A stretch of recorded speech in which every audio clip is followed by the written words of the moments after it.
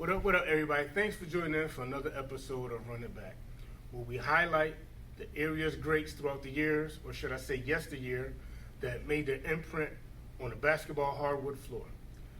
This week, or should I say this episode, we showcase someone that not only did a lot of scoring, rebounding, assisting, but they pretty much did a little bit of everything. Some of the things that don't show up on the stat sheet. And as you see, our previous guests, we had a lot of prolific scorers and rebounders. But this week, we're throwing a little twist to you guys.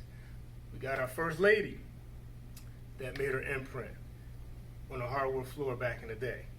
And this person comes from none other than Waterbury's own Crosby High School. So stay tuned. We're going to have some fun. It's going to be interesting. And, sit back and get ready to embark on another episode of Run It Back. I'm up early, trying to beat the sun up. Grinding hard for mine to see a meal before my sun's up. All I'm saying is I'm trying to get my funds up. Gotta stay strapped in case these niggas try to run away. Look. Yes. So, ladies and gentlemen, without further ado, please join me in a nice round of applause for Ms. Margret Bowen. There we How go. you doing? Doing good. I'm doing good. Yes, Hello, you're sitting on the couch. I am sitting on the couch, relaxing. Relaxing. Absolutely. This is what we do. We come up here, we chop it up, we relax, we laugh, we tell some stories, and hey, that's what it's about. Nothing is wrong with that. And what I like to tell people too is, it's kind of like my thing is, when we giving these shows, it's really a history lesson. Giving our city a history lesson on who was here before was here now. You know what I mean? So a lot of times we can get caught up and we forget who's who or who did what. This show is pretty much to wake everybody up and say, hey, remember when this one did this? Don't forget about this one. Don't forget about when this one did that. So, I thank you for joining in with us this episode. Excited to be here. Yes. Excited. So, Margaret, let's start. Just with you, where did it all start? Like, not so much the basketball, but, for you, how did everything start, like, as a youngin' growing up in the city of Waterbury? Well, as a young person growing up in the city of Waterbury, I kind of was all over the city, pretty much. I pretty much started, like, growing up on Ive Street, so kind of that's where I kind of pretty much knew the whole Ive Street area on Wood, Walnut. Okay.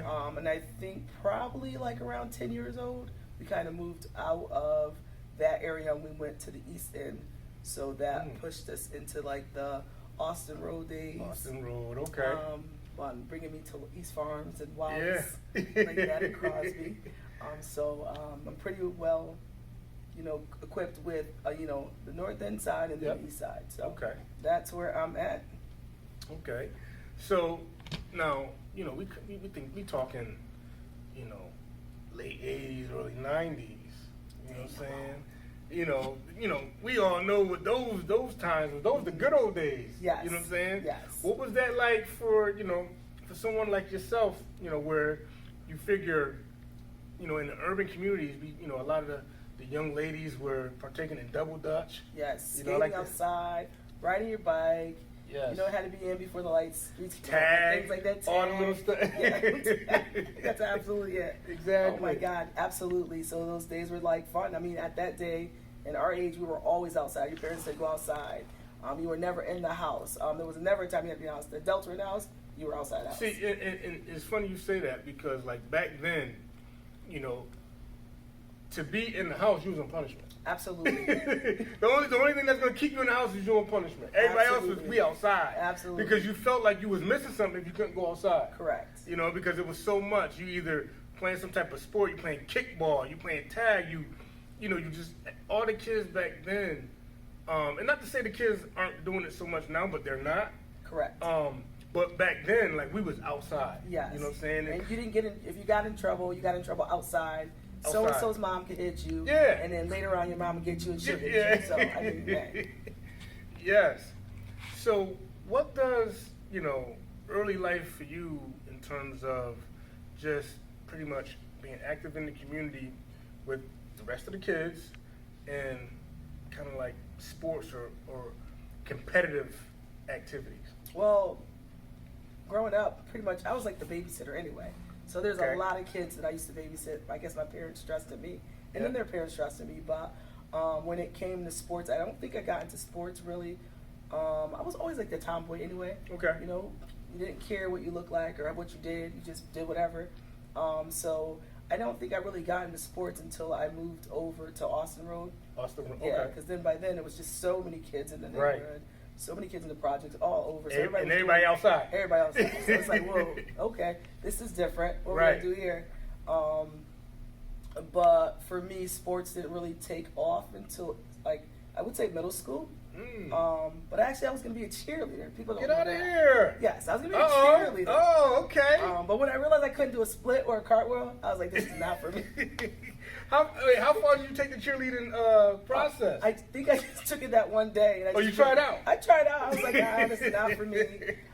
So I was like, nah, I got to figure out something else. I tried softball, but it was dirt, so I didn't want to play in the dirt. Right. So that was just weird. So then I just started, I said, oh, I'll try basketball.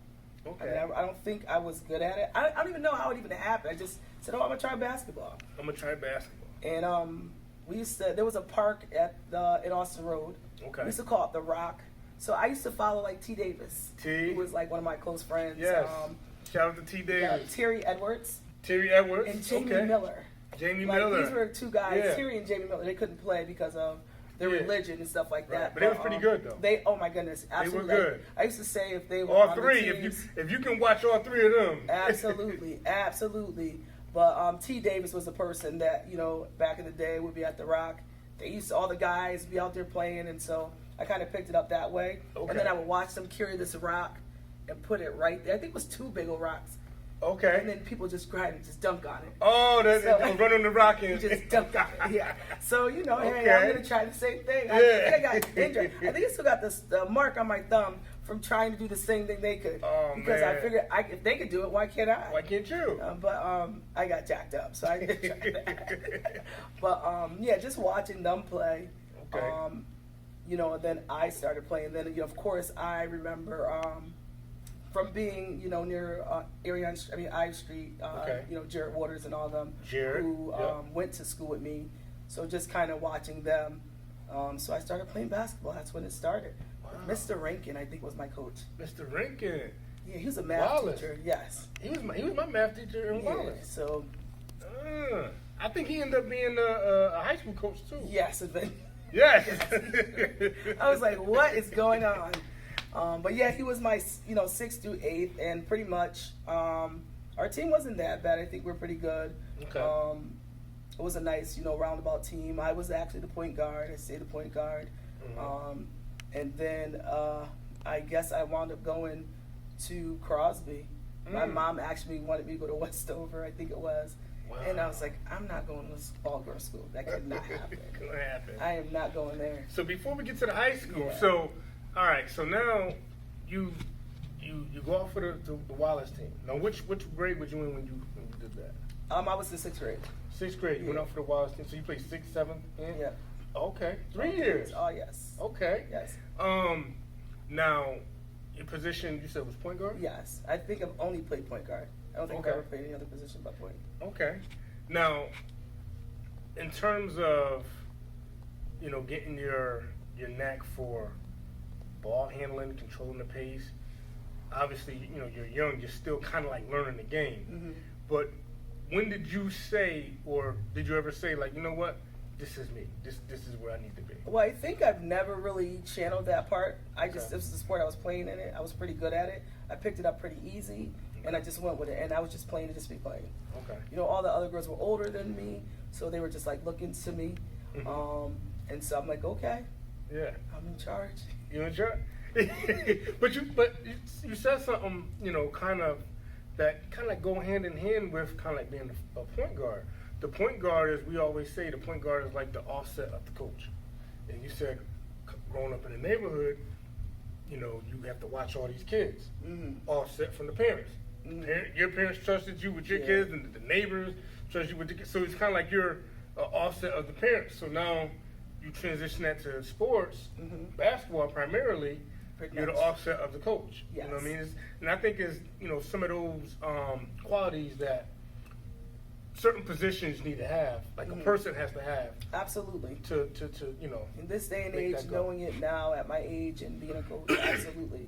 You understand it way more now. I mean, in this game, you grow to learn, you grow to do better, and everything. Anytime you think you got it, you don't got it because something else comes up. Right. So, did you face any bumps and bruises early on in 6th grade, maybe even 7th grade? Not to my knowledge. Once I was playing, I think, from my knowledge, I mean, Jesus, way back then, I think everything was pretty good, Okay. We had some wins, we had some losses. I mean, I don't think there was a superstar. Like the boys, it was just boys. The boys were this, the boys were that. And then you had some couple good key players. Most of our players were from most of the girls on the hill, like that. So I think we were just kind of all around. It's funny, you say that because my next question was going to be, Wallace kind of like have a history of kind of like the boys team being pretty good Absolutely. And competitive. So now you coming in as, okay, you playing on a team from 6th grade, 7th grade, 8th grade, but you coming in as, you're adapting to that culture. Mm-hmm. You know what I'm saying? And like you said, you're friends with this one, you're friends with that one. So you're around those guys. Yeah, I was around a lot of them, which became my best friends. Yes. Because I mean, they'll be in the gym talking junk. We'll be watching them play. Okay. And so you'll pick up stuff like that. And again, T. Davis was one of the people who was my best friend, so I was always around him. We're always at the park, stuff like that. So you watch him, you're like, oh, I could do that too, Or, now, did you? Not to cut you off. It's okay. But did you ever find yourself playing with the guys? Absolutely. Okay. Absolutely. What's that like? I mean, I think for me, I'm just early a competitor. on. To be a competitor, you just try. Don't block your shot. You be like, whatever. Like that. And, they'll talk junk, so you just talk junk back. Yep.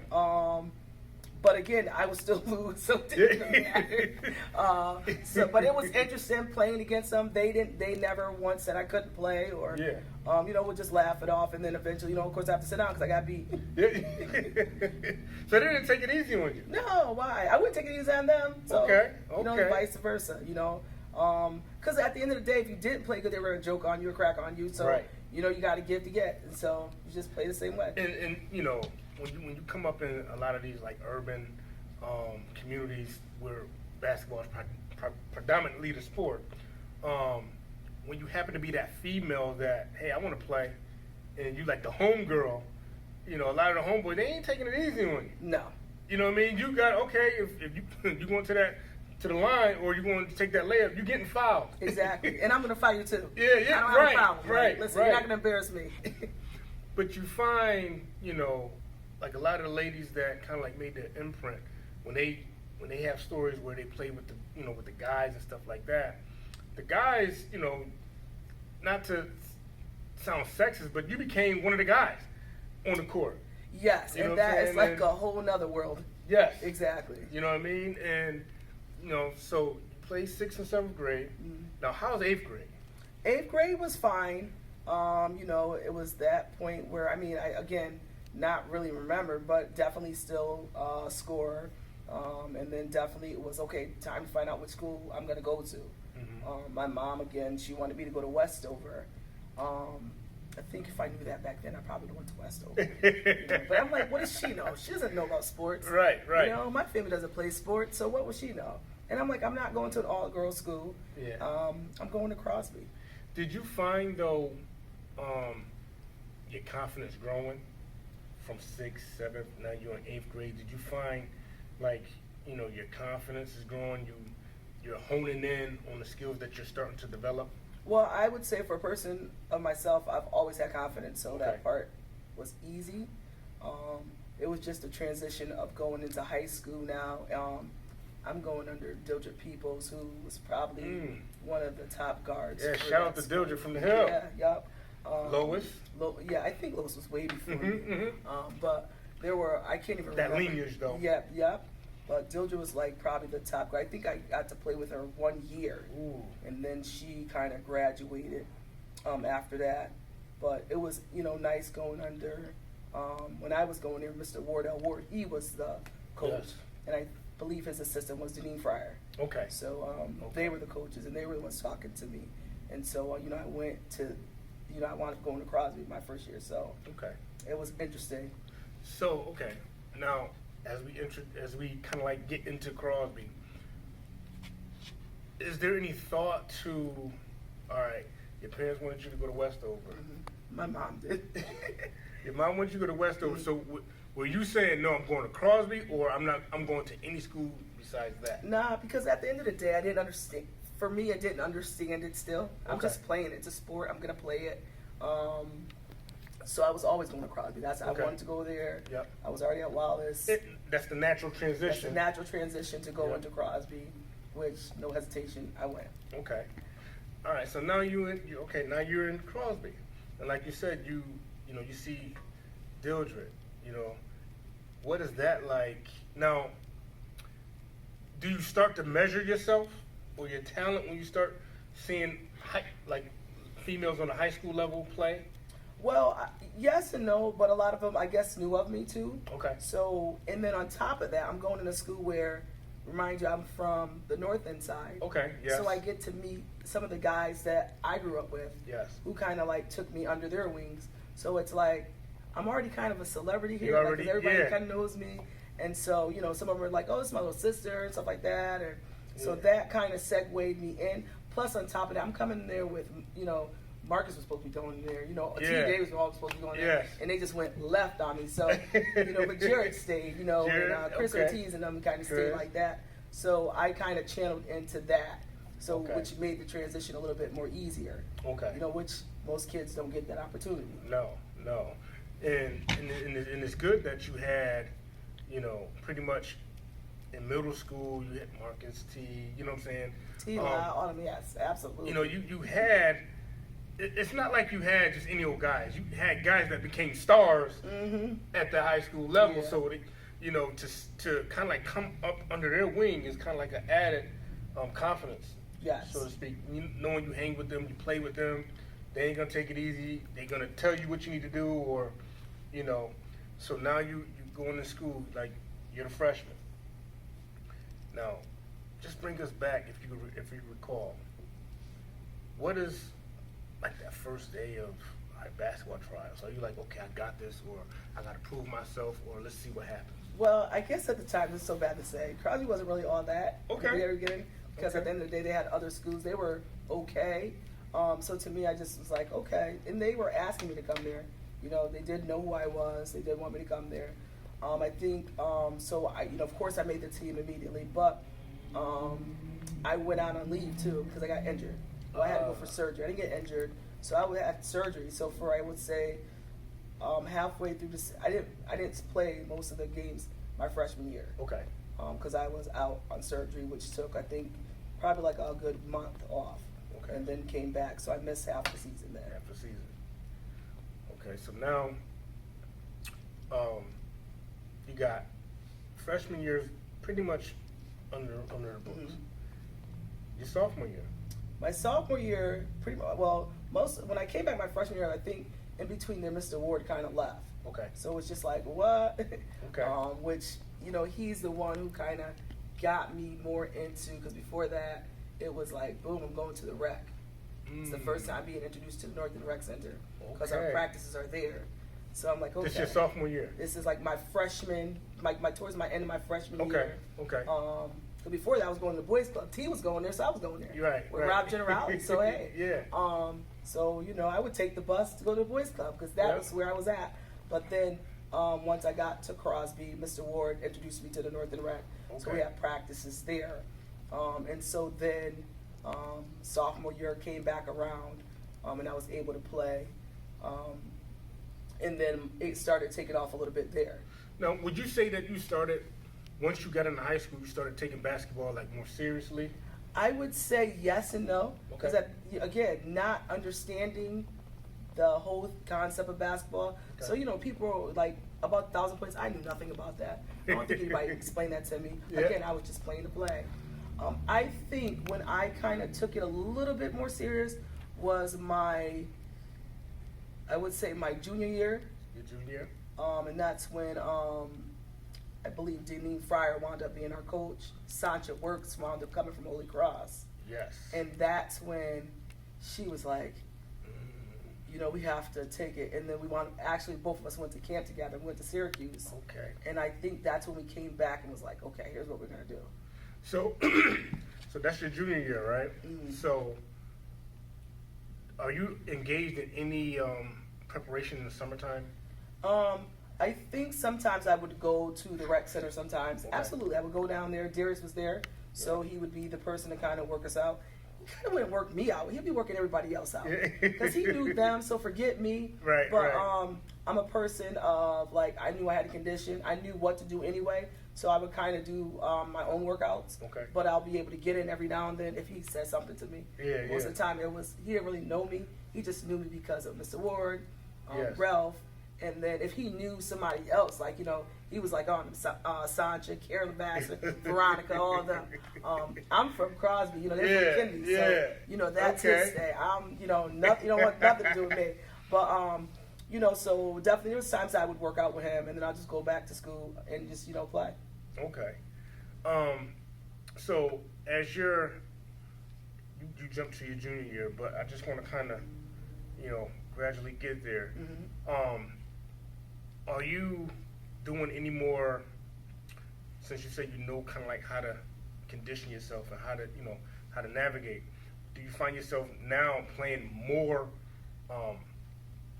pickup games at the basketball court? Yes, I would definitely, yeah, absolutely. Okay. We would, you know, again, we would practice, we would play at the school practice, whatever that, leave that, go to the outside where the court was at Austin Road to play there. Definitely I lived all the way in Austin Road. I'm walking all the way down from Austin Road all the way down to the rec center, or I'll take the school buses down there. Because keep in mind too, not to cut you off, just, you know, just kind of like just putting ourselves in the framework of like back then, there wasn't a lot of females in the neighborhood that played ball. No, I So think a lot of times you'll be playing with the guys a lot of times. Growing up, I think the only person that I ever heard of that played basketball, and I mean, she was never around. Okay. And it was Darlene Kelly.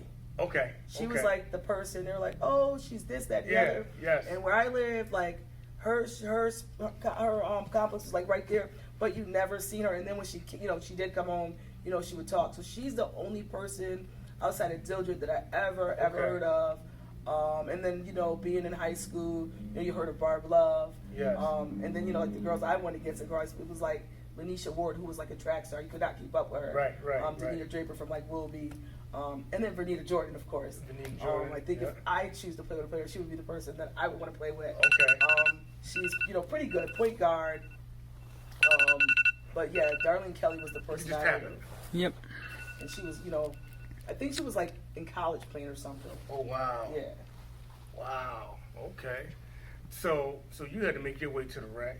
Yeah, I had You had to walk troop there. it. Yeah. Well, I mean, not necessarily Because troop my it, hangout but spot was on the hill with all my friends there. Okay. They never really played basketball. They were just all LHP. girly girls. Yeah. They were all just girly girls. Except for Yes. Nakia Hurdo. So Now, Nakia Hurdo did I was about to get there. I was about to get yes. there. So, but let me just get there before we, you know, Okay. we take a little break. So now you're starting to see talent come through Crosby, the girls' side. You know what I'm Yeah. saying? Like you said, when you came through, you guys wasn't the strongest team, but as the years go on, Nikita Hurdle, you start getting additions to your team that okay, we serious. Yeah. You know, we can make some noise. Now, does that, like, you know, make you focus more, or No. was you still kind of like going through it? I was just still kind of like still going through it. Like I said, when me and Sancha works, I think that's when we kind of like started like, okay, let's do this. Let's come back. When we come back, we're gonna do some stuff. She was my power forward. I knew as a point guard to get her the ball. Okay. That was the rule. So we're gonna take a quick break on that note. Sancha works. Yes. All right. So we're gonna come back on that. All right.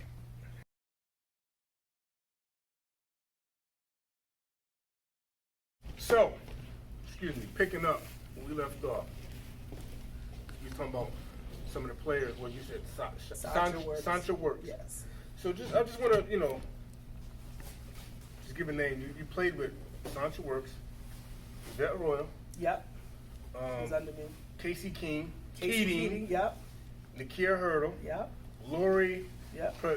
I would kill her name, but that was my girl. Prejimiri. I would kill the name, so I will not say it. But she goes by Lito now, I think it is. Yeah. But these are, some players that you played with that were, known to, they can score a little bit. Absolutely. Now, for you to be the facilitator, like, did that kind of like make your job easier? Yeah, especially because me and Nakia were friends. Okay. Casey and Lori were real close with us too. We were all in school together. Plus, we would do pasta dinners at their houses. So Okay. it was that whole team bonding that went hand in hand. But then when Sancha Works did come in as a transfer from Holy Cross, it was nice to connect with her. We went away to camp, and we just learned and gelled from there. I think that's when our year was like exciting, actually. Because I was about to say, like, there was a time where like Holy Cross and Sacred Heart was giving it to y'all. Every team was giving it to us. So Especially y'all was, I don't think people remember Jessica Mudry. Yes. It was just, oh my goodness. Yes. She was a they beast. retired her She was a jersey beast. in, at Naugatuck High School. Yes. She was like, oh my goodness. Yes. She definitely was a point guard who was amazing. Can do anything, can shoot, penetrate everything. So yeah, I think we used to get beat a lot. I think our junior year is when we kind of started really getting together, really getting playing. I think our sophomore year we made states, but something happened. Okay. Where it didn't go through. So I think my junior year we wound up doing it because by then Deneen Fryer was the full blown on coach. Okay. She had taken over with after Ward had left. Okay.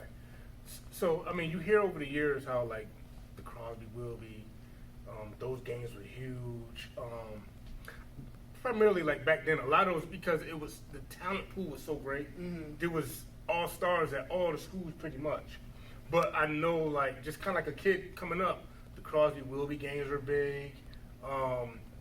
Kennedy Wilby, Kennedy Crosby. But for the girls, what were some of the big games for you guys that you kind of like got up, a little bit extra for? Well, I think, of course, you always get extra for Holy Cross because they're Holy Cross. Everybody in the city kind of hated them. Hated Holy Cross? Yeah, everyone Why? just wanted to be Holy Cross. Wanted to be Holy Cross? Yeah. And then there was like the Sacred Heart, of course, and then there was Wilby because they had Lanisha Ward, Denita Draper. They had some really big girls. They had Vernita, who I think was came in a little bit after me, but she was there. So they had really Rochelle Harling, I think it is. They had Sharita. Yep, Sharita. That's she was at Wilds with me. Okay. But yeah, they had some tall girls. Yeah. So you knew when you went into the gym with them, it's gonna be competitive. No mistaken, you couldn't go in there and sleep on that because they were definitely good. Okay. Why did everybody not like Holy Cross though? I think they were the team to beat, which they always came in. I mean, we did beat them, so I don't know. It was one year we did. I think my junior year, Sancha was a senior. I wasn't supposed to play. I got injured twice, but Sancha was my doctor. No one ever know that story, but yeah, Sancha was my doctor. She acted like my coach, and Well, so that probably was a bigger rival because she came from there. Absolutely. So that was more of a, So do you know why she left? I don't recall why she left. I think she wound up coming in her sophomore year anyway. Okay. And I'm pretty sure she had to come to Crosby because that was her district. Most of the people from Long Hill came. But she's a huge loss to that Holy Cross team. Absolutely, she was. Absolutely. But she was definitely a good asset for us. Oh, yes. That little left hand. Yes. Yes. So us gelling together, us going over Syracuse, us bonding, like that kind of helped, us to come back and really bring the team together, which was nice. And that's when, it was like, okay, we're playing now. Right. We are playing. Okay, let's see how good your memory is. Let's jog that memory. Okay. I'm gonna throw some numbers out there. What does 54, 29, 11? 54, 29, 11. What we get? How much you got beat by? What is it? I don't know how many got beat by. 54, 29, 11? Yeah. I have no idea. All right. So, 54-29. That's the score between y'all and Wilby. You had 11 assists that game. Yeah, I could see that. Lori, she put up 23. Yeah, she was Kia, our 14. shooting. She was our shooting So guard. that was like one of those games where, you Yeah. did your thing, like controlling the pace, Yes. dishing out the assists, and Thank like you your for scores. saying that, because Ralph DeGroat says, I never pass the ball. And I was like, I would pass it, but then they'll give it back to me. Yes. And so I have no choice as a point guard. Once I delegated it, it's time for me to shoot. Right. But see, look at that. See that? There's documents on that Ralph DeGroat. Yes, it's documented. Thank you. And that was against Wilby. Okay. That was the game I against do Wilby. remember there were some games definitely where, we came out and we just started playing. We started gelling once we got into it. Like, again, Denise Fryer was definitely helpful with us and, letting us find our own way. She was a young coach, female coach. So she, she was so easy to just, like whatever. So do you guys feel like it was easier to play for her? I think it was nice to play for Mr. Ward, but he left so early. Okay. So you couldn't kind of connect with him. Okay. But it was easy transitioning because she was already there. So Gotcha. definitely, she was this young, short person. Yeah. So we could kind of take advantage of her. Yeah. But definitely, she would work with us and stuff like that. So it made it easier. Okay. But we definitely had, normally you just have a guard, or you don't have a guard, you don't have no shooters. But Lori Pergineri, that's her name, Pergineri. She could shoot your lights out. You wouldn't think she's a white, tall girl who could definitely shoot. She can shoot. And definitely Nakia, just the strongest day, definitely can go coast to coast down in the post. So it was easy just getting them the ball to transition to score. So, so your junior year, you guys start getting it. What's your senior year look like? My senior year was horrible. Whoa. It was so horrible. It was so horrible because Fryer wound up leaving. Well, they actually didn't leave, I don't think. I think she couldn't work for us anymore because I guess they were saying you had to be a teacher in the school, and she wasn't. That became a factor. That became a huge factor. Ooh. So that kind of messes up, especially coming off of beating Holy Cross, Right. That was like real huge for us. Our last year, we go out, we win that game. We're excited to win that game. Yep. Next year comes, okay, we're going to do good. And then Fryer definitely is not our coach. Who replaces Fryer? Mr. Rankin. Oh, that's from Mr. Rankin. Girl, So- Mr. Rankin, 8th grade English teacher. But he was always the guy with the mechanics. He had the ball with the paddle. You put your hand on it. Yeah, like yeah. That. We were like past that. Like, bro, Oh, and he came through there. So, He we're came through past practice that. with the paddle. Yeah, you put the paddle, you get in there and you shoot. So it was just like, it wasn't bad. It was good. But it just wasn't the same. You're taking somebody who's been there since day one, 3 years. Yes. And then through that, it's like. And you get comfortable. Okay, yeah, you're comfortable. She knows you. You know her very well. And you get your 6th grade coach. Your middle school coach. Right. And he's coming back with the basics. So not knowing, see, and that's a key too. You get someone that, like you said, that's been there from the beginning of like your high school years. So now this person knows, okay, she's past this. She's past, like, you guys are growing. Yeah. And then you get somebody in that's like, all right, we're gonna bring it back to step one. It's like, huh? We just passed that 3 years ago. Yes. Like, you know what I mean? So. Yeah. You can get a little pushback from that. Yeah, so I think, our senior year, we definitely had Yvette, who now was in, with us playing and stuff like that. I mean, the games were still good. We're still doing. But, I mean, it definitely, losing Sancha was, definitely a huge hit to us. But, I think we, we kind of did what we needed to do. Because I was about to say, you guys lose Sancha, but, Yvette Arroyo, she comes in. She came in as a powerful point guard. I'll put it like this. I remember playing against Yvette when we was playing the rec league. She was South End's main person. Oh, yeah? And we played on the hill. It was me, Jay Johns, Black, Edmund, Blizz, Drake Croft. We had a nice little squad. She came in such fresh, young, really into it. So, that's why, the senior year was kind of hard because definitely here's Mr. Rankin. You have, coach who's here already. Yes. You have some nice top players. But I mean, we still played, didn't change or. Because sometimes what can happen with a coaching change,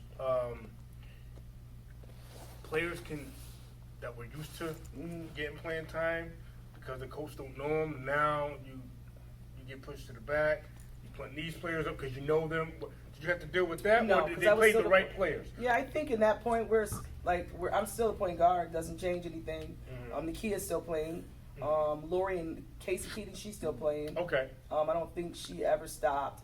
And of course, Lori's under me, so okay. No, I don't think anyone lost their position in playing. Okay, everybody, and you pretty much added yes.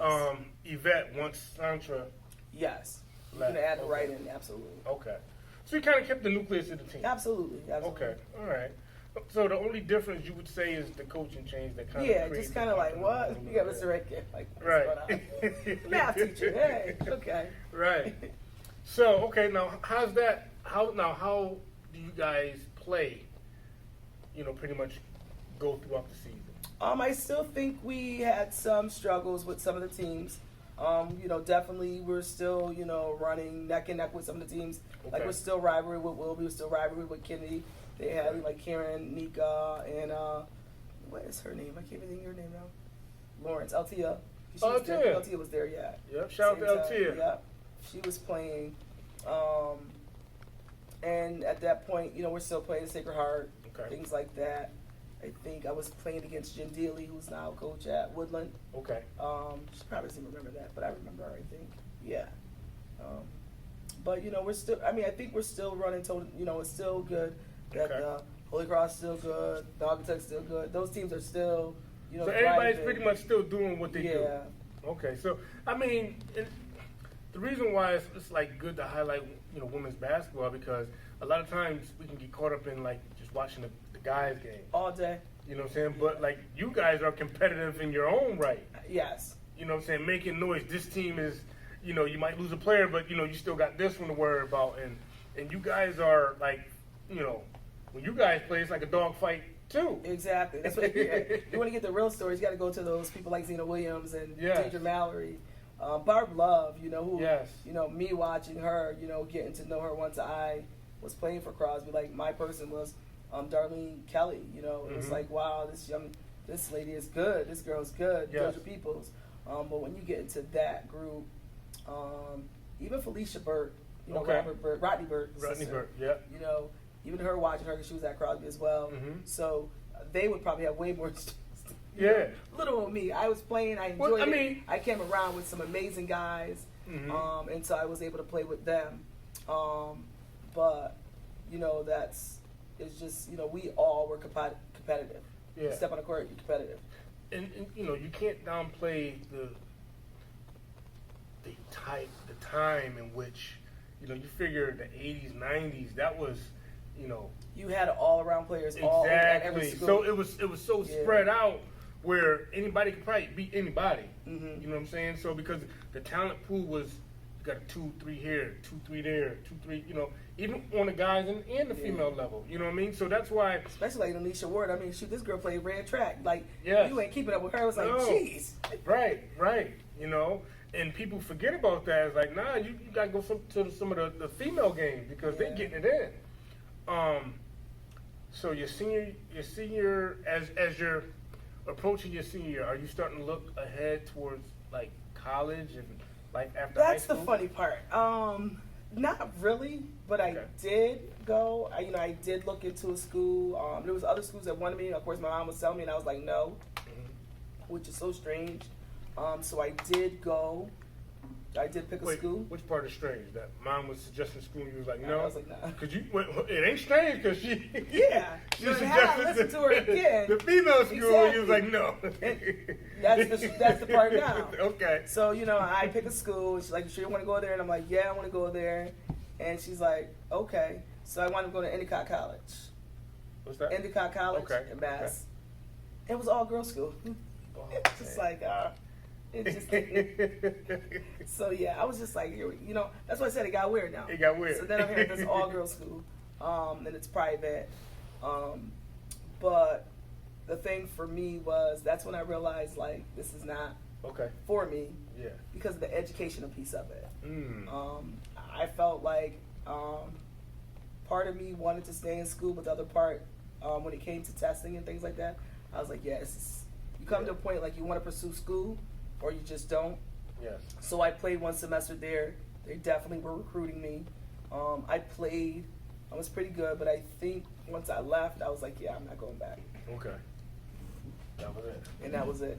Okay. And then I started at the rec. Okay. Now,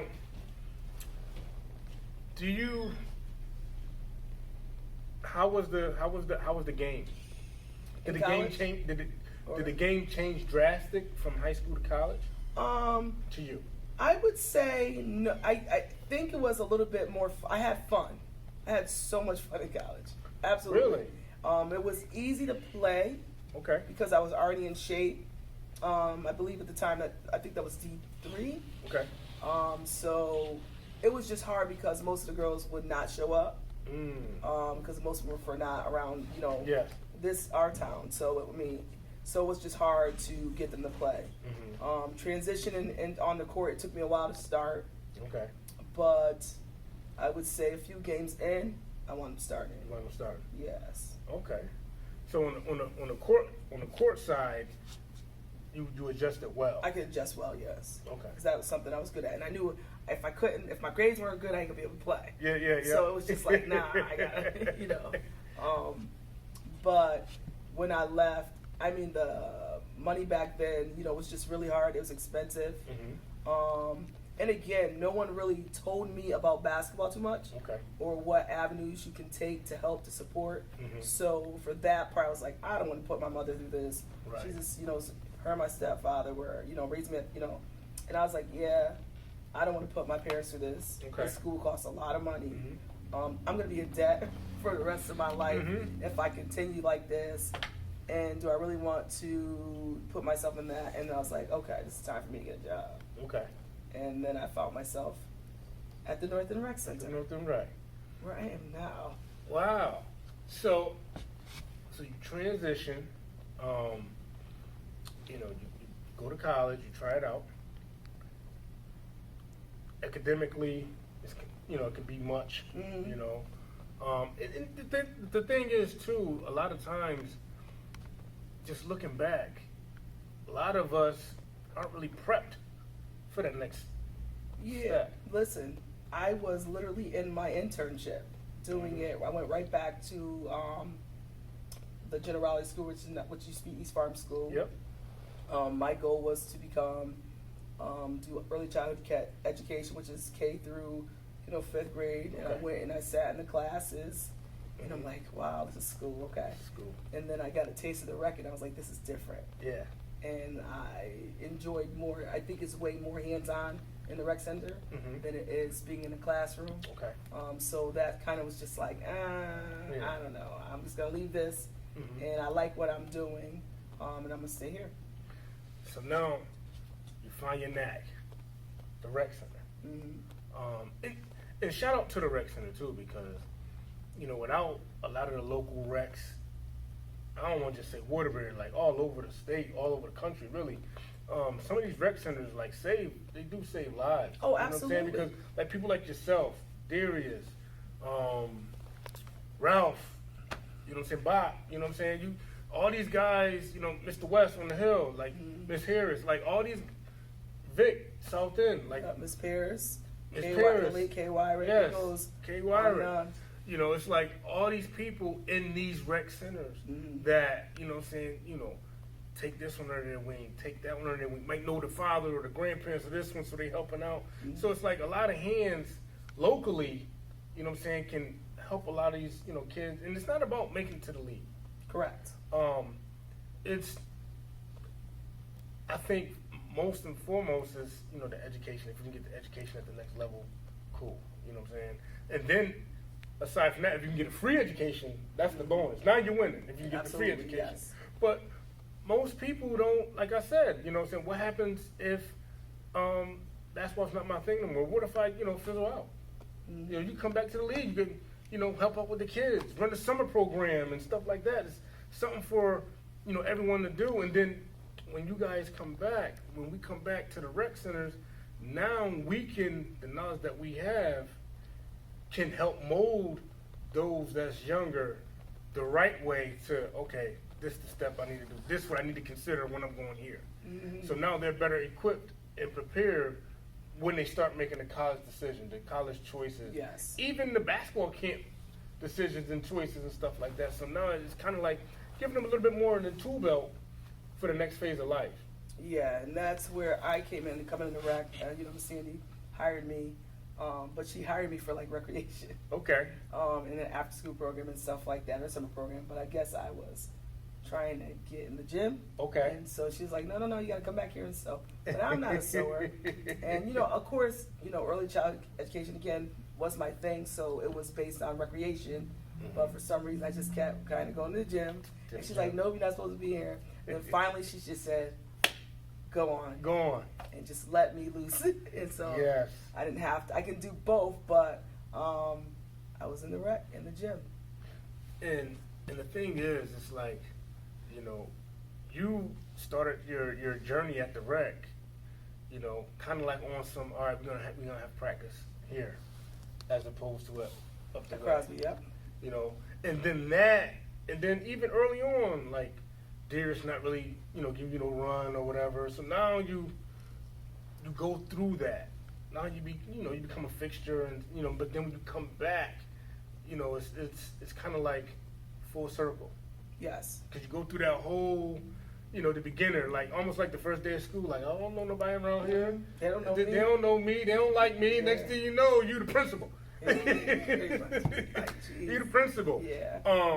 And what I like to say is like, your work that you do with the rec, throughout the years, it shouldn't go unnoticed. A lot of the, little boys, the girls, everybody that come through the rec, everybody, even the older guys, Margaret from the rec, you're definitely making your imprint, your stamp, and it should not go unrecognized. We definitely, applaud you and praise you for that. Appreciate it. And, we want to say, keep doing that and don't stop.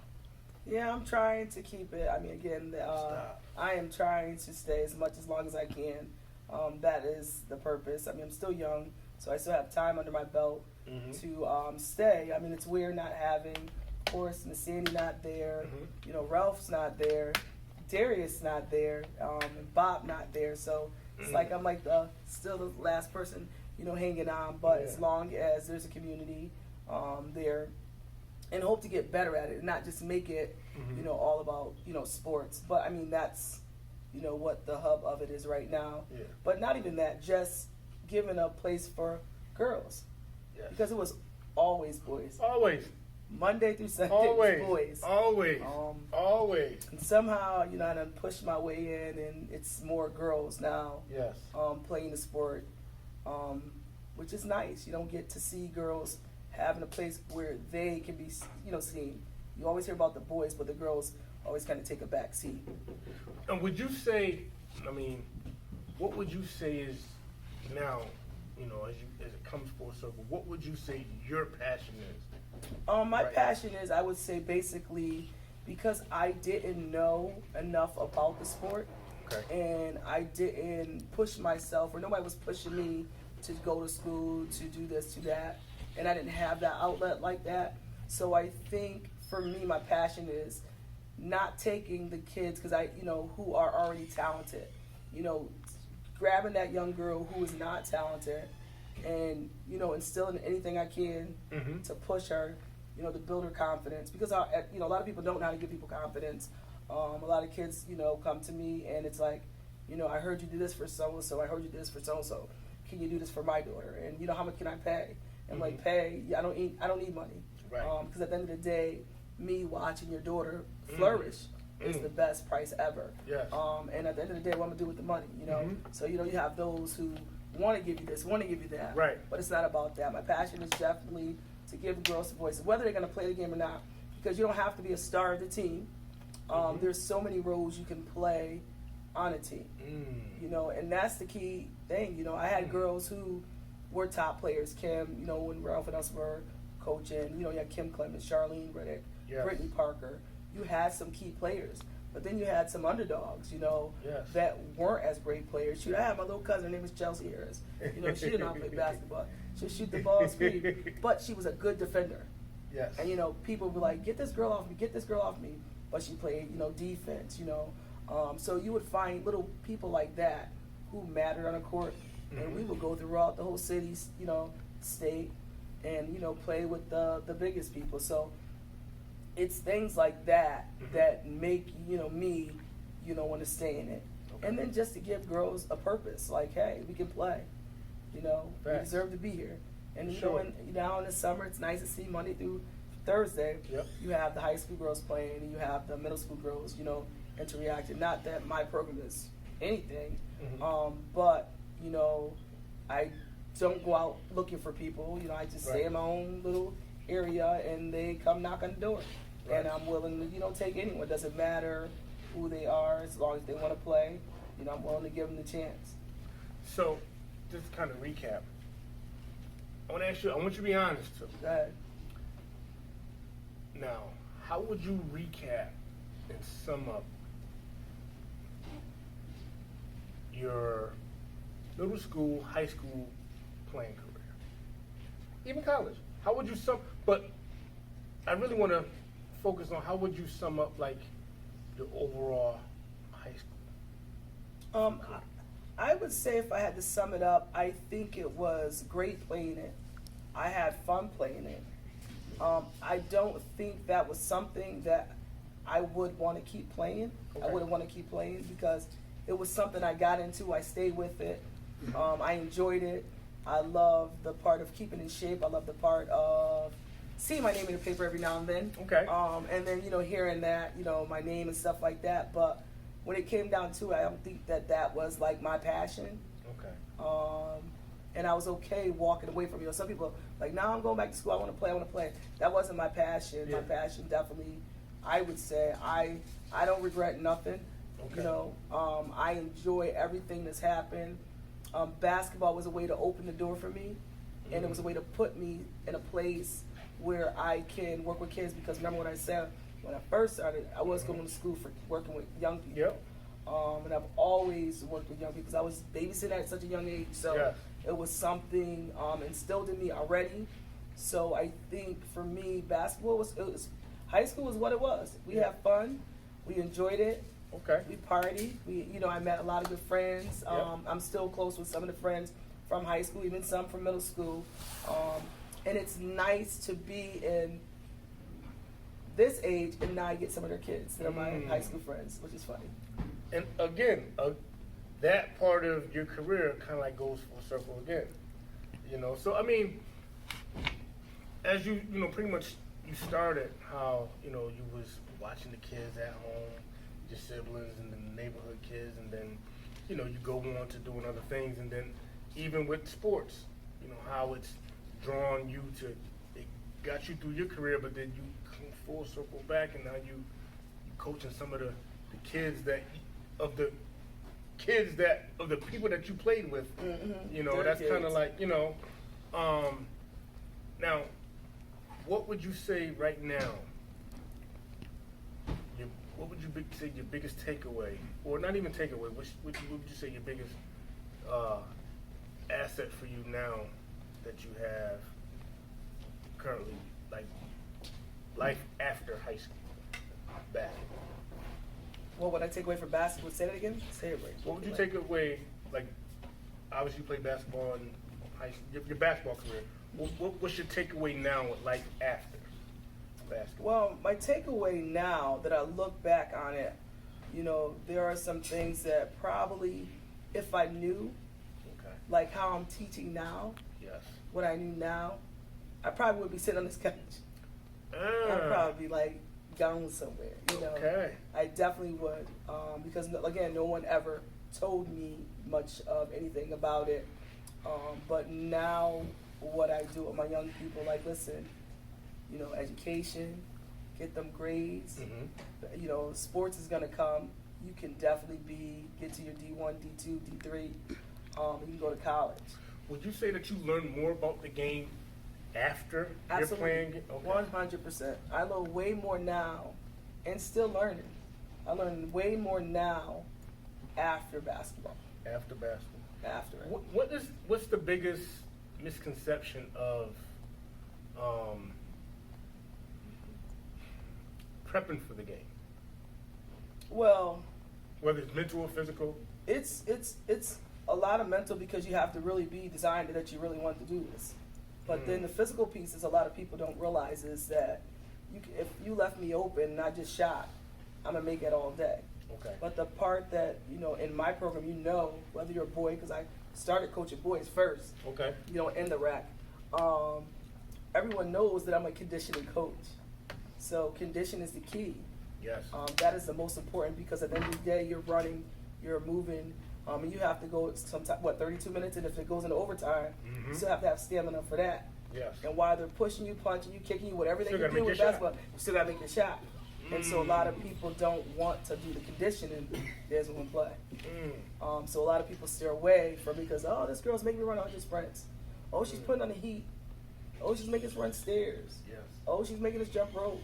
But that's the key to the game. And my thing is going to be always fundamentals. You have to learn the fundamentals of the game. So I can laugh at Mr. Rankin for putting that ball in my hand today, but I understand it now because at the end of the day, we have to get back to the fundamentals.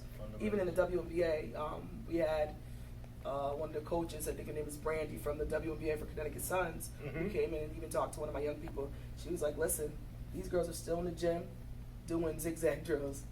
They're still doing the Mikan drill. And what people don't realize, through all these years, right, there's still only 3 ways to score. Yeah. A layup, jump shot, and a dunk. There's still only 3 ways to score. Yeah. And when you take out, Not a foul shot. Still jump shot. No, foul shot is different than a jump shot, I think. Jump shot, you're jumping shooting. Foul shot, you're standing shooting. Okay, let's add 4. I wouldn't even add a dunk. That's fancy. Yeah, Some people miss a dunk. Just remember, they do, but they in the height of a game, and it's like you're about to either win, you go and dunk, you miss it, you lose. So why would you not make the layup? See? Yeah, but okay, now say you up by 20 and you got a fast break. That's a different situation. I'm talking about game line winners. You up by 20. It's fundamentals. Fundamentals of the game is not dunking. Fundamentals of the game is keep it simple, stupid. Well, hold on. Go ahead. Yes, but now, if I'm 6'5", and I got a fast break, you can actually you can lay it up. Yeah, you can, but if you go and dunk it, what if it just banks and goes that way? What if you get injured going up there? So again, keep it fundamentals. Fundamentals is foul shot, jump shot, like you said, and a layup. Dunking, that's what it's dunking. Well, it's a different way to score. You must be dunking then, because I never seen you dunk, but Oh, no, heck no, not now. Not now. Back in the day, 20-something years ago, yes. Not now, no. But I mean, I say that to say though, like you said, keep it simple. I mean, there's only in the ways that we can score hasn't changed. No. You know what I mean? So, instilling that in these kids, you know what I'm saying? And from a coaching standpoint, are there any challenges when you're dealing with like parents and so forth? Well, the good thing about being at the rec is that in my program, I don't really have to deal with parents as much. But, it comes to a point where, parents do play a major, major part in today's kids playing. And you get it because at the end of the day, they're not looking at the court, at everything. And people say, oh, I'm not looking at just my child. But when you're really on the court and you're watching, you're just looking at your child. Right. You're not looking at the game itself. You're not looking to what the coaches are doing or saying. So that part, there are some pieces like that because... Well, they're like, oh, my kid, how come my kid only got 10 minutes to playing time? And, how do you navigate through that? Well, I don't really have to. My coach has to do all that. Okay. But there are some things that I can... Because it's hard, and again, being in high school is different. Middle school, when I do travel, it's a lot different because at the end of the day, I have a method. My kids today you can start, the next game you won't. Okay. So I don't have to worry about that. I'm educated enough to understand the game. I'm educated enough to know to put someone in who's not going to mess up, because middle school is perfect world for me, because I can train them fundamentally, get them set, and they're good. But high school is way different. I was gonna say, like, how do you? I mean, because you coach at the high school level, you coach at middle school and rec level, right? How do you? Like, let's just say if you're coaching your rec team. Yep. Do you take some of the onus off because all right, this is just a rec league? No. Okay. Absolutely not. So now, when you have the high school league that you're coaching, or the high school team that you're coaching, you're holding parents and kids to a higher regard. I say parents because the parents, they have the games and stuff like that. So it's kind of like those are the ones that kind of, I don't want to say influence the game, but they're yelling, they're putting pressure on the kids. I think when we had COVID, the one thing I heard one of the kids say from one of the teams we were playing, and the girl was like, "This is like has to be the best time ever," and we're like, "Why?" Because my mom and dad ain't out there yelling. Ooh. And I was like, "Wow." Wow. And to hear that, because again, you listen. When I used to play, my uncle used to be screaming, "Oh, I could have been home watching the soap operas," and so it's just that pressure. You're getting pressure already from your coaches. You're putting pressure on yourself, and then now here's your parents, your mom and dad yelling, and then you get that whole mixed signals. Like, well, why did your coach say this? Well, I don't know. Well, maybe I should ask him. Okay. No, don't ask.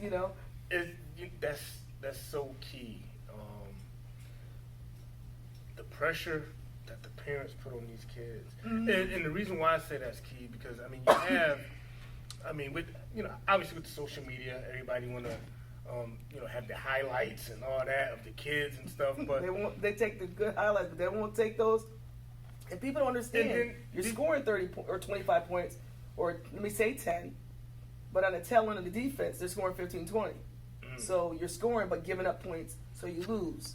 Do you find, and I like to ask coaches this, do you find kids that have parents kind of like living through the kid? Of course. And it's like, doing that extra. I don't want to say extra. Is it extra? Like, I think it's extra because at the end of the, I was at a game one time just recently, and I watched a parent, like the coach is trying to coach her team. It's a big game. Okay. And the kid is over there talking to the parent, and I'm like, it's a huge game right now.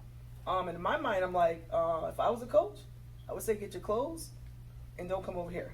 Yes.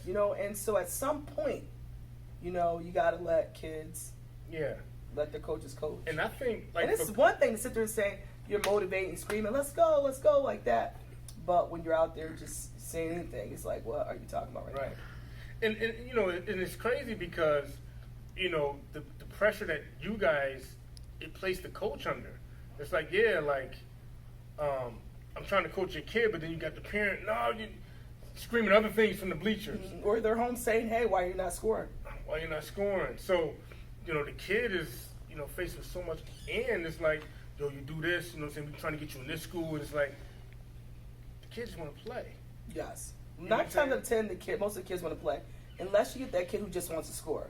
Now, if that kid's just wanting to score, that's a different situation because now it's like, okay, that changes the game because what are you really working for? I mean, ask yourself this question. When you go to high school and you're playing a sport, you're playing basketball, what's your ultimate goal? Right. Is your ultimate goal to score and get your 1,000 points? Win. Okay. What else is your goal?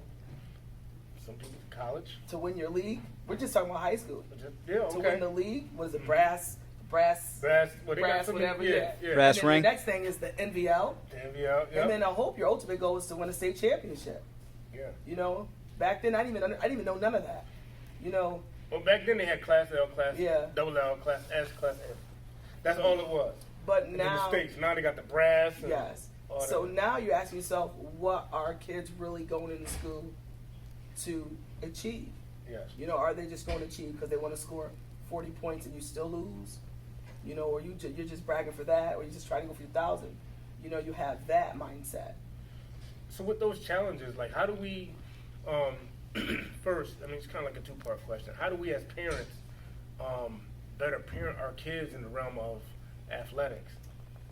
I would say The crazy thing about it is what I do say, what I do like now. Before, you really never seen parents at games. It was just like most of us just bring it around. You never see them. No. Then they get to high school, the names start getting the paper, you see them. I just think that we just have to really put our faith in the coaches that they have. And don't get me wrong, same thing with the coaches. Okay. It's got out. You're just hoping that coach is going to do the right thing. But being in high school, I had to learn as a coach, like, okay, they're supposed to be trying out. But how are you trying out? And the game starts in like 2 weeks. Ooh. So you're kind of like navigating, trying to see that. So as parents, you just really want to make sure your kid is at the right school. Okay.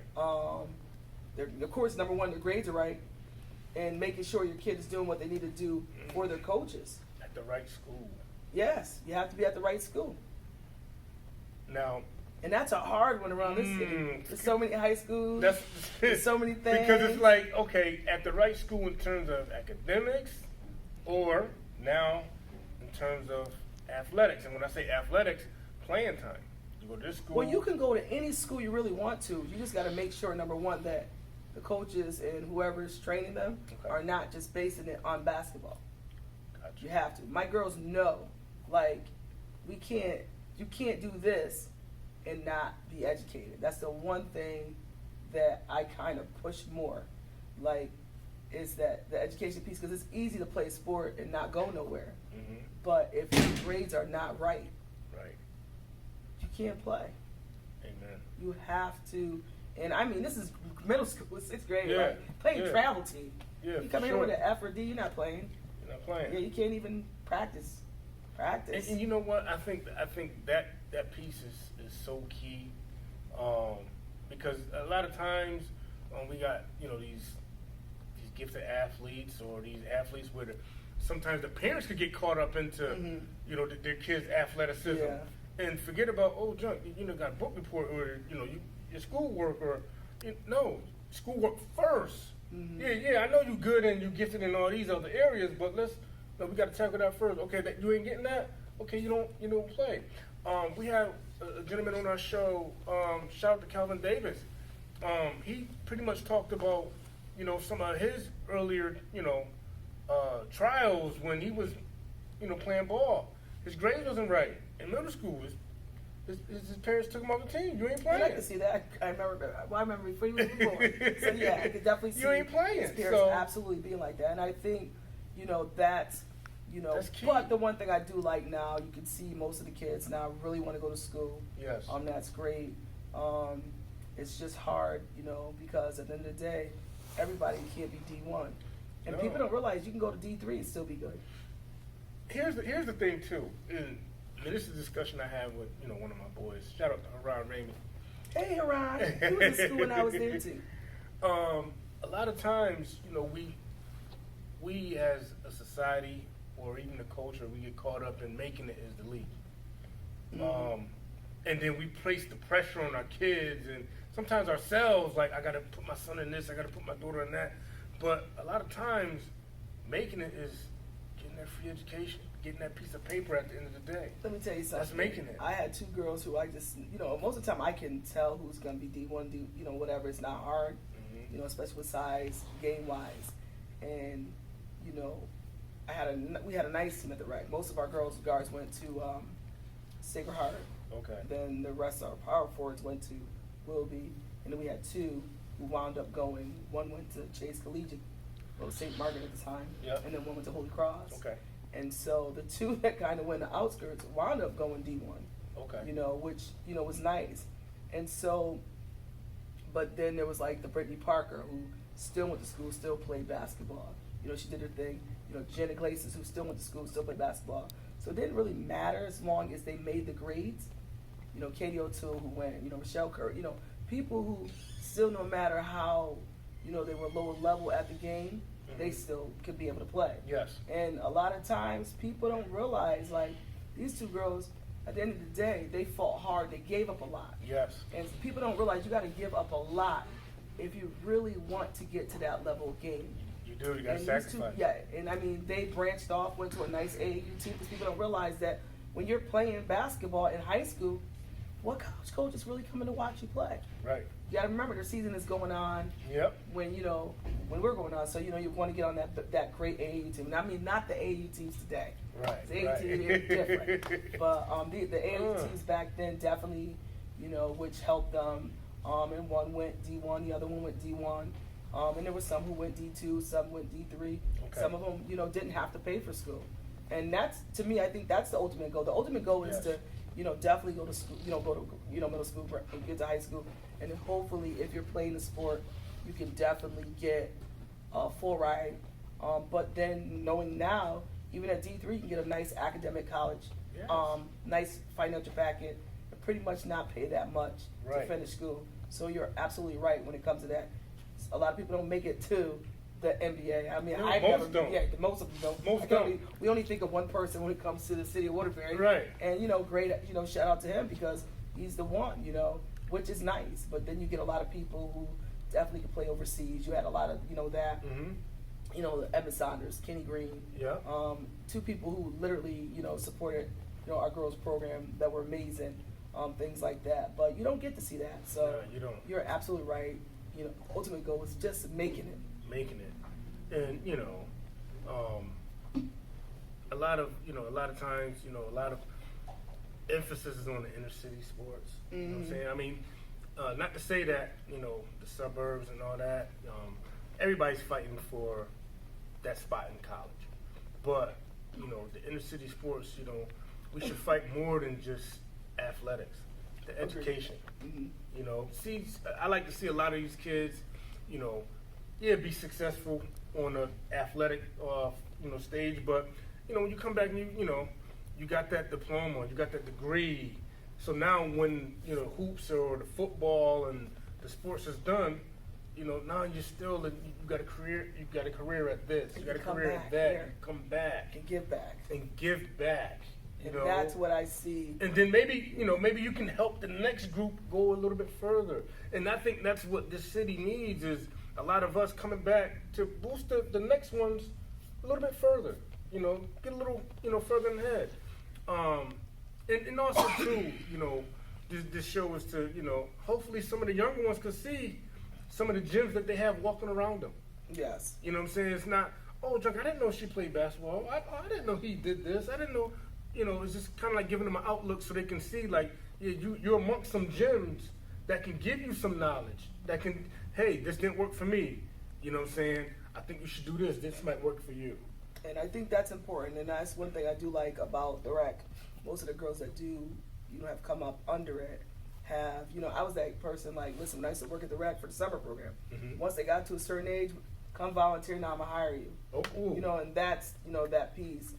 That was always so nice. And, they went to college and they would come back and then now we do it to the other kids. But, it's nice to have, like, the Charlene Reddicks come back to the rec, talk to the girls. It's nice to have the Kim Clemens, who has her own daughter now. Yes. And it's showing them, to come back. And Ayanna Ward, who definitely, there's so many girls that have been under me now who come back. It's nice, like Brittany Parker, who can, she can't talk too much because now, she's coaching at Marist. Yes. And I even have girls, we had girls in our center, Ralph and I, who are now coaches, for some colleges. Wow. For some high schools. That's huge. Outside the town, Daryl Parker's daughter, Yeah. It's nice for them to call me like, hey, I need some pointers, about coaching. You get to hear things like that are amazing. But just doesn't start on the court because at the end of the day, we're still in the homes when they're acting up. When the mom or dad is saying so-and-so is missing or so-and-so is not acting right. You got to go in there and be like, what the heck is going on? Yes. Because even if you don't want to play basketball, there's still much more for you to do than just sit here and play basketball. You can go to school because at the end of the day, who cares? You don't have to play anymore. Right. But get your education. Get that education. Get it now more than ever. Yes. And I think that's a great way to kind of like end it where we pretty much send a message to the kids. Yeah, play sports. But the ultimate goal, if you're gonna go to school, try to get that education. Yeah. Not try, get that education. Get that piece of paper. And there's a lot of people in our city. There's an amazing group of, guys. And it's that's one thing that I enjoy. With all Waterbury, there's it's nice to see the guys come back. Yes. Whatever program they're doing, I think it's amazing.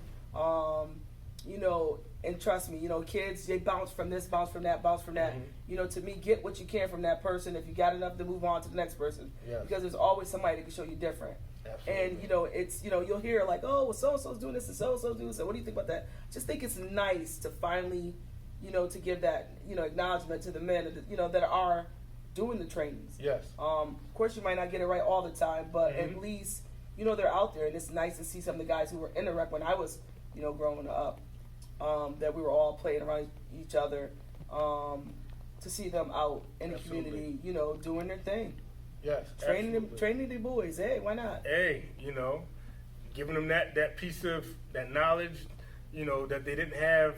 That hopefully that'll get the kids a little bit further. If the kids want to listen. If the kids want to listen, Yeah. and they got to listen. They gotta learn. But at least the information is there. Yes. You know, at least make the information readily available for these kids. But Margret, it's been a pleasure having you on our show, sitting next to you on the couch, and sharing your story, and all that you do with the kids. And you know, I don't want to downplay. You know, you just got that championship a couple days ago. And that's not why I'm here. I just want to make sure that people know I was coming way before that. Woo woo! But yes, definitely, it is nice to have a Yes. state. I mean, they should have had it in 2017, but we were runner up. Yes. And so even through COVID and all the things that went on, it definitely is nice for these young girls who have worked hard. Absolutely. We have such an awesome coach. Lombardo is amazing. Yes. He is like a basketball guru. I mean, this guy is just like, you know, even to this day, I still, you know, I'm still learning who he is. And it's such a great program. Yes. I think, you know, literally, I don't know how I wound up there, but I'm there. Yes. I literally was about to go to Crosby with Phil. Somebody said he had an open position, and I called him. He was like, Margret, you're too late. I'm like, okay. So definitely Mike Stanko. Shout out to Stanko. He's the one that made me ask me to go there. And I said, sure, I'll try. I mean, shout out to those who keep trying to say I should be a varsity coach. Yes. I feel like that is just not my calling. I like what I'm doing in my middle school, but I'm definitely great to be a part of the Holy Cross family. Yes. It definitely is a wonderful program. The Yes, it girls is. really do listen. They like it. They buy into it. Okay. And that's the key of buying into a game, because when you get to college, you have to play the same role. Exactly. You're not just going to come on that court and just say, I'm just going to come out here and shoot it. Right. That ain't happening. Not at all. No. But you know what? You know, shout out to you for just making a difference in these kids' lives. The girls need it. You know what I'm saying? Us kids, I mean, not us kids, but the kids in our community need it. And thanks for being the pillar. You could have, after, you know, college or whatever, or you could have left Connecticut. You could have left Waterbury. But the fact that you came back to the roots, the North End Rec, made an impact there. You know Yeah, what I I'm had some saying? Still strong, making an impact. Yeah, I had some strong females like the late Sandy Williams, Yes. the late Kay Wyrick, who just like, Miss you're Kay gonna know this Wyrick. wreck. This is when it was, you know, Yes. actually, you know, it was born 1974, and I'm like, wait, that's the year I was. And she instilled it with us, and then, you know, even like the late Miss Carr, you know, Miss Eleanor introducing Carr. double dutching to me, you know, Double Dutch. making me be a double dutch coach and Yes. stuff like that. So Shout out to her. there have been some RIP. amazing, strong women, you know, even Bree Parker, you know, Devon Yes. Parker's mother, you know, Yes. when I came in, you know, they were already there. So, you know, there's a lot of great women that came through that rec center. Absolutely. And Miss Sandy definitely is one, but definitely Ralph DeGrove. Oh, Like, yes, Ralph. Everything you know, he'd be like, oh, you don't even save me. But, you know, literally he is probably one of, you know, outside of Fryer, who literally in the very beginning, she definitely was, you know, gave us all our basketball thing. But then when I got into that rec, Ralph had showed me a lot. And I just, you know, he was driving to Florida. Like, sleeping pretty much. But once I realized that when he left, Yes. and I can take it, like, we're not driving, we flying. Yes. So, you know, it was him that got me to where I'm at today, and him leaving me, just bringing that back Yes. to like, now we're not going to let this end. We're going Mhm. to keep it going, and hopefully we could add more to it with more girls wanting Yes. to come to the center, you know, to play. Amen. And you know, we can't, you know, we can't thank you enough for all the hard work and dedication that you do and that you bring to the city, that you put into the city. So, you know, on behalf of Running Back, for the Fan Entertainment, we thank you for all that you do.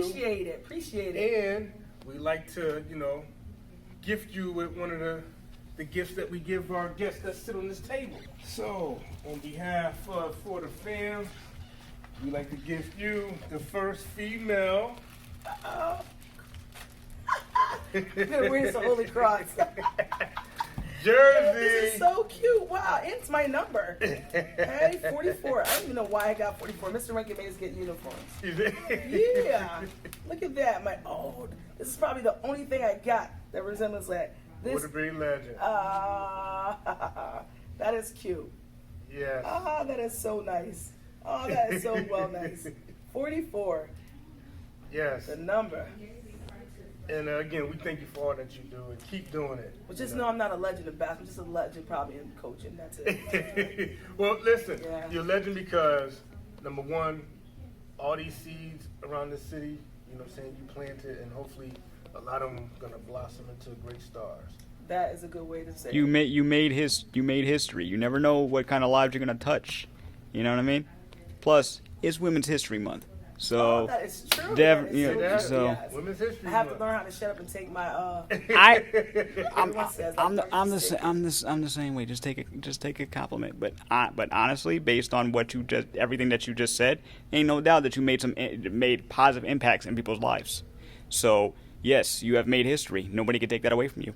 Amen to that. Right. Amen to that. And thanks Aw, again. Thank you. You just made my day. Yes. Oh, that is so cute. Now we got to get our little pick. Oh yeah, we gotta get the. At least I don't wear nothing Holy Cross, right? I know. I know they're like class of '93. I got hoodies, and I said yes, that's right, from Crosby.